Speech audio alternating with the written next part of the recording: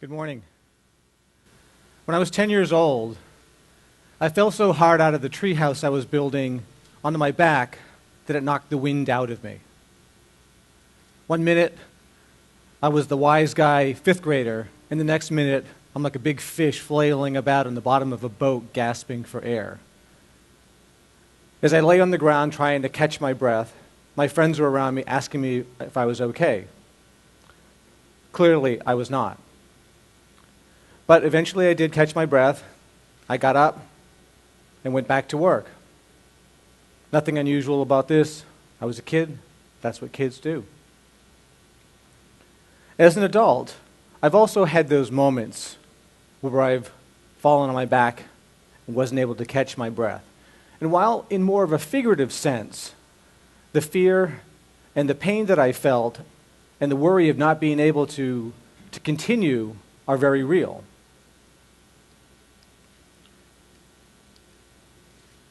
When my daughter Rachel was 5 years old, she became very ill with fever.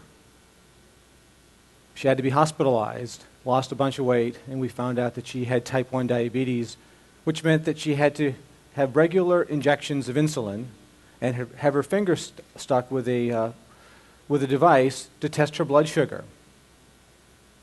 As a dad, having to jab my daughter's arm with a syringe and regularly poke her fingers to draw blood gave me a quick dose of reality. We both survived, and it's amazing to me today what becomes normal. A short time later, my sons Matthew and Patrick were diagnosed with Duchenne muscular dystrophy. Duchenne muscular dystrophy is an inherited disorder which involves rapidly worsening muscle weakness, which affects all body systems, as well as all muscles, including the heart. Imagine being 5 or 6 years old, and every day someone is adding a heavy book to your backpack, and you're wearing these heavy boots like a fireman, and another person is pouring sand into them. You fall unexpectedly because you're weak and you don't have any balance, while your friends are still able to walk, climb, and run circles around you. This is what my sons experienced. The Diagnostic Odyssey is how professionals describe the journey that parents face when they're looking for the reason why their child is otherwise unwell. I remember going to the University of New England and going through their medical library and looking up the term muscle weakness and going through their neuromuscular textbooks. The descriptions of the disorders were just as frightening as the outdated black and white medical photos of poorly deformed children. I also turned to the internet and searched the term muscle disease until I happened upon a video of a young boy using his arm to stand up straight because of weakness, just as my son Matthew had been doing. I knew at that moment that Matthew had something called Duchenne muscular dystrophy. It took a long time for me to catch my breath. At home, it was hard for me to get up in the morning as I grieved the losses that my sons would have and the losses that my wife and I experienced in the dreams that we had for our sons.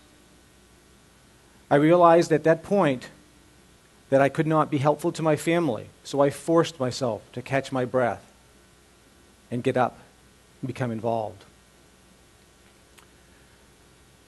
When families have young children, they often joke that they wish they had an owner's manual. When you get a television that comes with a 50-page booklet, often in 10 languages, telling you how to use it and what to do when it doesn't work. Well, when you have a child who has a rare disorder, the need for some sort of a guide is very, very crucial. What doctors should you see? At any point, my family employs 15. What medicines should you take? And what's going to make this better? I had no choice. I wrote our owner's manual. When Matthew was about 5 years old, when he was in kindergarten, he was attending a local parochial school, and the school was not accessible to people with mobility impairment. and they had no obligation to become accessible at school. I'm a dad.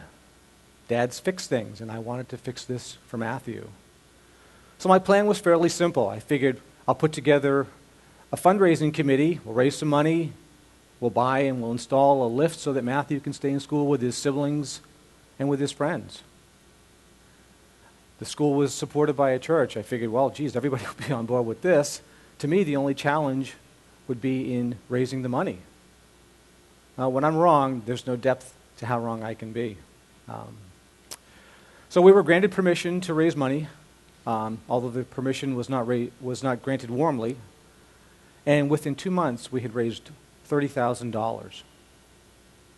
And this project was supported both by the local community and the local media, but was abruptly stopped. And Matthew was left on the outside, looking in. It was almost as if they were saying to us, we don't like what you're doing, you don't fit, please go away. My family was really challenged at that point as I tried to mediate a solution. But unfortunately, there was none to be had, and I stopped the fundraiser, and the committee returned the money to all the people who had made donations. My wife and I were interested only in putting this nightmare behind us. But I'm thinking to myself all along at this time was, this is an organization that's turned their backs on a little boy whose family wanted him to attend their school, as well as the community who financially and publicly supported this plan. We filed a successful complaint with the Maine Human Rights Commission, and to make this long story short, the school now has a lift, and the church has a policy of non-discrimination for people with disabilities in all of their programs. This was probably about the longest time that I was on my back trying to catch my breath like I was still 10 years old.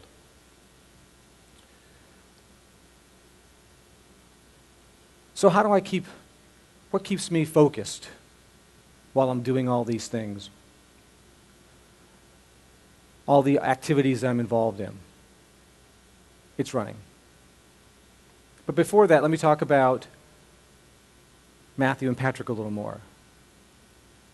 So Matthew and Patrick, when they were little, and they heard about muscular dystrophy, my family was really concerned with their ability to continue to move forward and to be able to do the things they wanted to do. So we told them about advocacy, the importance of self-advocacy. And I always told them to do it in an appropriate manner because I said to them that they would not be able to expect people to help them if it was expected, and that people wouldn't want to do so. And even at a time when Matthew and Patrick we thought that Matthew and Patrick wouldn't be able to survive beyond their high school years, I always told them they would go to college. And so Matthew and Patrick were always told that they would attend college and that sitting on the couch at home playing video games was not my idea of an appropriate vocation. Matthew attended the University of New England and was studying political science. Patrick, too, has been very involved in school. The one thing that I admire most about him is his love of music. Patrick's passion for playing piano. I truly enjoy listening to him play, probably as much as he enjoys playing. So again, going back to what keeps me on goal is the techniques that I've learned in distance running. This helps me to stay focused on my tasks. I've run 17 marathons. I'm 52 years of age. This is the Verrazano's Narrows Bridge in New York City, leading from Staten Island to Brooklyn. I've run this race 4 different times. Twice when I was 50. The first time was when I turned 50 years old on my birthday, and the second time was the day before I turned 51. It was quite a privilege to be able to run with 48,000 of my closest friends on my birthday. A marathon is 26.2 miles. And I never really think about that distance until I board the bus that takes the runners from the finish line to the start. Then I think to myself, oh crap, what am I doing now? But the same principles apply. I've got to be prepared. I cannot go to the race start and expect to do well unless I'm properly ready. Unless I've run several 18 or 20 milers, I'm not going to feel as though I am fully prepared, and I apply the same principles to the activities in which I'm involved. And even then, I break those up into smaller components. I don't get out the morning of a long run and think about the entire distance. I break it up into 5-mile components and don't worry about the next one until I finish the previous. And then at the end, I start counting backwards. I've got 8 miles left. I've got 7 miles left.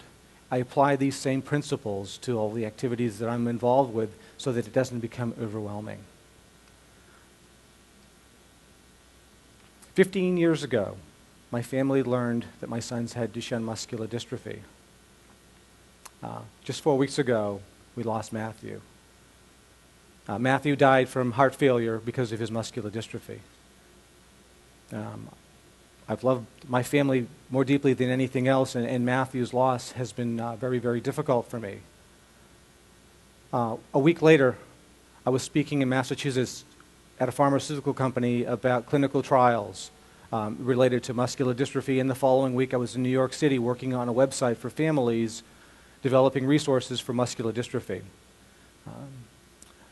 I love Matthew dearly, but I realized also that the disorder that took his life doesn't take a holiday. Neither will I. I enjoy being an advocate, being involved, and volunteering. I ask you to consider doing the same thing. And a lot of people will claim that there's not enough time in the day. Well, I'm here to tell you there are 24 hours in each and every day for all of us. And how you manage that time is the difference between being successful in that and not. So finally, let me say that please consider being involved. Set more aggressive goals. And come up with a plan that allows you to complete those goals. Look to successful people. When you're knocked down, get back up. With a successful person, did they stop when they failed, or did they keep going and believing in themselves? In my life, I've made a few waves, and I hope to be able to continue. And I ask that you consider doing the same. Thank you very much.